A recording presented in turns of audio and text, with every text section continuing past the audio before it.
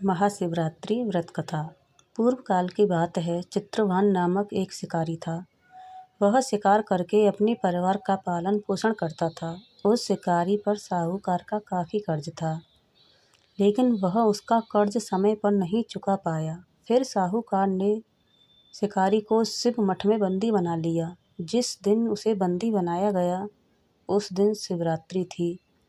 चतुर्दशी के दिन उसने शिवरात्रि व्रत की कथा सुनी और शाम होते ही साहूकार ने उसे अपने पास बुलाया और ऋण चुकाने के बारे में कहा। उसने बाद में फिर शिकार की खोज में निकला। बंदी गृह में रहने के कारण वह बहुत भूखा था। शिकार की तलाश में वह बहुत दूर निकल आया। अंधेरा होने पर उसने जंगल में ही रात बिताने का फैसला किया और रात एक पेड़ पर चढ़ गया। उस पेड़ के नीचे शिवलिंग था, जो बेलपत्र के पत्तों से ढका हुआ था। शिकारी को इस बारे में जानकारी नहीं थी। पेड़ पर चढ़ते समय उसने जो टहनियाँ तोड़ी वह शिवलिंग पर गिरती रहीं। इस तरह से भूखे प्यासे रहकर शिकारी का शिवरात्रि का व्रत हो गया और शिवलिंग पर बेलपत्र भी चढ़ गए। रात के समय एक हिरणी पानी पीने तालाब पर आई। शिकारी जैसे ही उसका शिकार करने जा रहा था कि हिरणी बोली, मैं गर्भवती हूँ, शीघ्र ही प्रसव करूँगी। तुम एक साथ 2 जीवों की हत्या करोगे। मैं बच्चे को जन्म देकर तुरंत तुम्हारे सामने आ जाऊँगी, तब मुझे मार लेना। शिकारी ने हिरणी को जाने दिया। इस दौरान अनजाने में कुछ बेलपत्तर शिवलिंग पर गिर गए। इस तरह उसने अनजाने में प्रथम पहर की पूजा भी संपन्न कर ली। कुछ देर बाद एक हिरणी उधर से निकली। जैसे ही शिकारी उसे मारने के लिए धनुष बाण चढ़ाया तो हिरणी ने विनम्रतापूर्वक निवेदन किया कि शिकारी, मैं थोड़ी देर पहले ही ऋतु से निवृत्त हुई हूँ, कामातुर वीर हिरणी हूँ, अपने प्रिय की तलाश में हूँ। अपनी पति से मिलकर मैं तुम्हारे पास आ जाऊँगी। शिकारी ने उसे भी जाने दिया।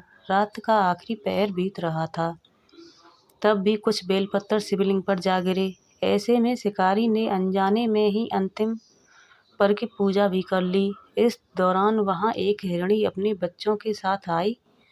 उसने भी शिकारी से निवेदन किया और शिकारी ने उसे जाने दिया। इसके बाद शिकारी के सामने एक हिरण आया। शिकारी ने सोचा, अब तो मैं इसे यहाँ से नहीं जाने दूंगा, शिकार करूँगी। तब हिरण ने उससे निवेदन किया कि मुझे कुछ समय के लिए जीवन दान दे दो। शिकारी ने पूरा रात की घटना उस हिरण को सुना दी। तब हिरण ने कहा कि जिस तरह से तीनों पत्नियां प्रतिज्ञाबद्ध होकर गई हैं, वह मेरी मृत्यु से अपने धर्म का पालन नहीं कर पाएंगी।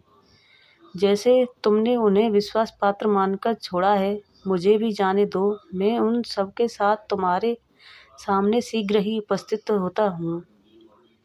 शिकारी ने उसे भी जाने दिया। इस तरह सुबह हो गई। उपवास, रात्रि जागरण और शिवलिंग पर बेलपत्र चढ़ाने से अनजाने में ही शिवरात्रि की पूजा पूर्ण हो गई। लेकिन अनजाने में हुई पूजा का परिणाम उसे तत्काल मिला।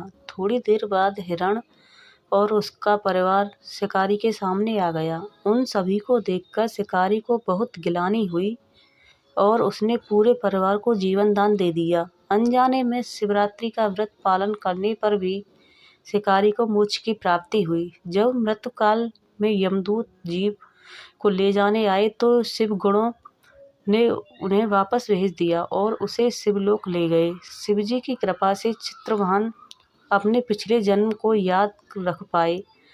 शिवरात्रि का महत्व को जानकर उसका अगले जन्म में भी पालन कर पाए।